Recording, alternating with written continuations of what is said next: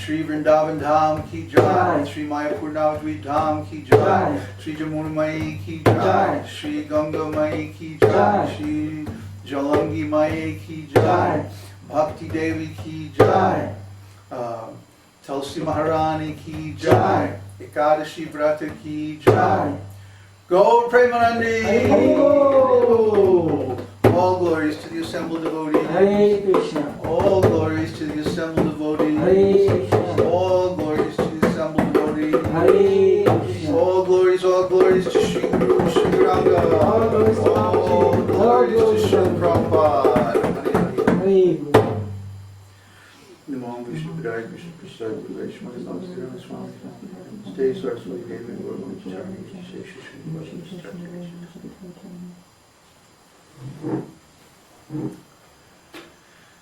So, welcome to another one of our Satsang.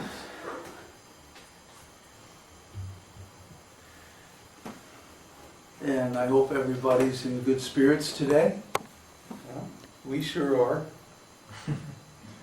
It's Ekadashi, and so we're fasting and all that. And I hope you are too. If it's Ekadashi today in your part of the world, if not, whenever it comes around, because it's very auspicious. Just like Tulsi Maharani here. Tulsi is called the mother of devotion. And so is Ekadashi. Ekadashi is very important. And we should observe Ekadashi properly. No grains or beans. And try to eat very simply as possible. Of course, the best thing is to fast completely if you can. I never can, though. I have to eat something. So I just eat a little yogurt and fruit, or just a little fruit, tapioca or something like that. By the way, was that tapioca in the yogurt this morning? No. What was that? I don't know. No, it's not tapioca. Oh, it was just little pieces of yogurt? Yeah. Oh, that was nice. It was nice texture. Was it? Yeah. Cool. However you've been making the yogurt lately, it's I coming don't know. out really good. I don't know. We make our own yogurt because we get raw milk directly from the cows. And so every week when we go into town, we just get some starter yogurt, just some plain yogurt. And then we put a little bit, we boil the milk, and when it cools down to the right temperature, we put a little bit of yogurt to start it. And then put it in a thermos and put it out in the sun. And it stays nice and warm all day long, and it makes yogurt. So then we save that overnight and eat it the next day. It's not good to eat yogurt at night. Warm milk is better at night. Yogurt is good in the morning. So since we get our milk in the morning, we make the yogurt in the day and then save it until the next morning. Like that. That's our milk program. Oh, and then there's the cheese. We have the world's most delicious natural cheese, right from the cows.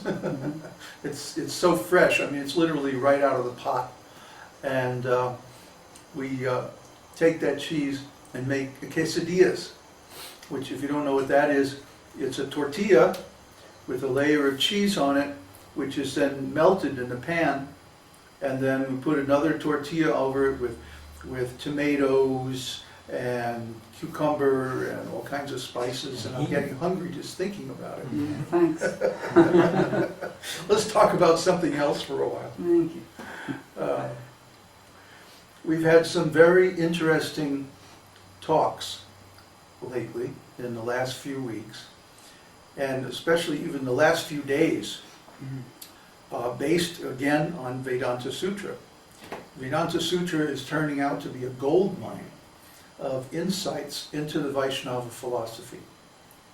And so today I'd like to talk again about the two pillars of Vedanta.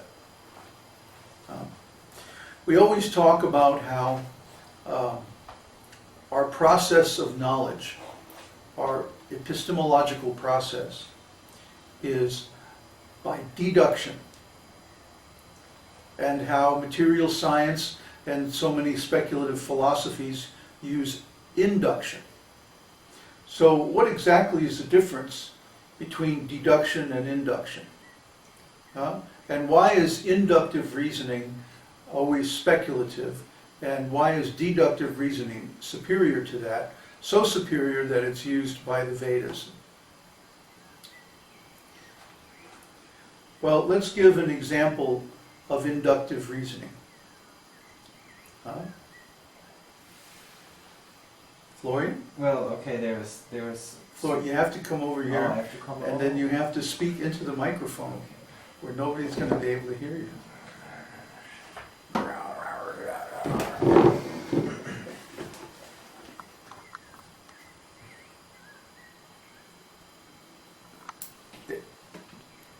So a very simple example for inductive reasoning is there is smoke on that mountain over there, so there must be fire.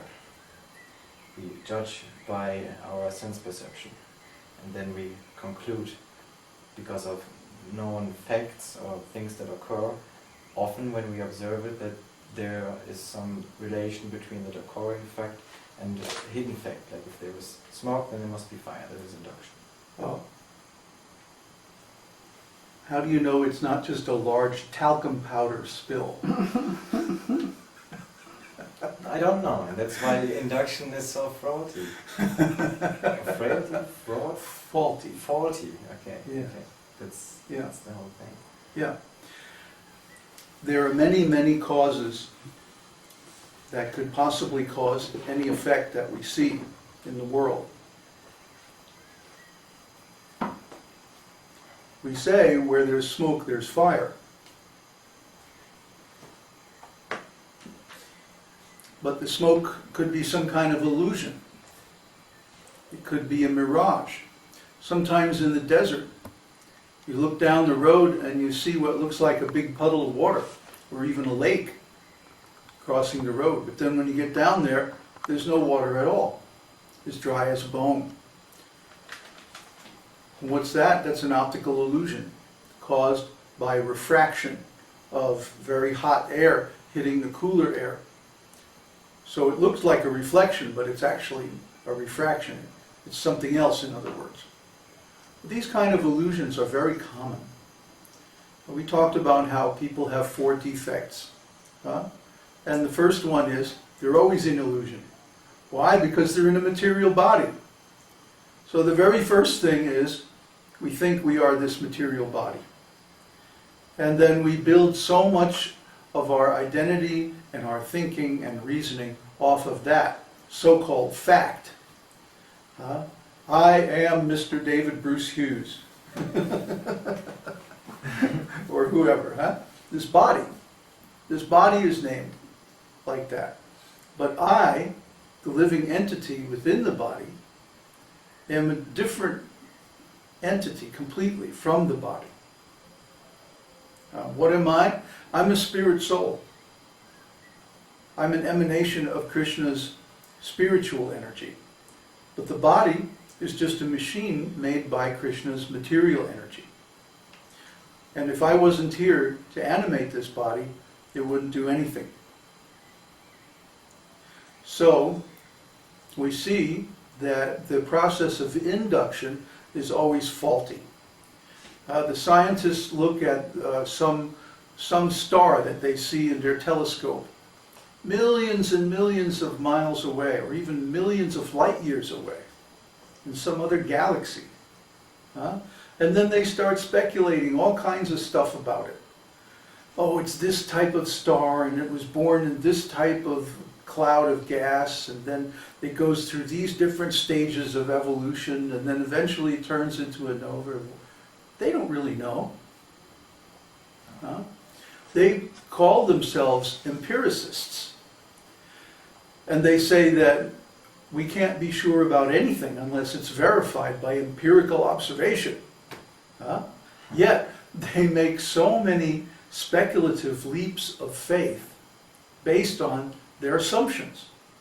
And we always find this with inductive logic, that there's some assumption involved which isn't necessarily true. Let's take that example of smoke again. We see the smoke on a faraway place and we say, oh, well, there must be a fire up there. Maybe in most cases that's true in this material world, in the macroscopic world. But as soon as we go away from that, either to the smaller world of chemicals and atoms and things like that, or to the larger world of the universe, or what to speak of the physical world, if we try to apply the same process in the spiritual realm, it always leads to false conclusions. For example, we say, well, we don't see God anywhere. Huh? Therefore, God must not be a person. Or God must be absent. You see? We come to wrong conclusions because we're using the assumptions that work in this ordinary physical world to try to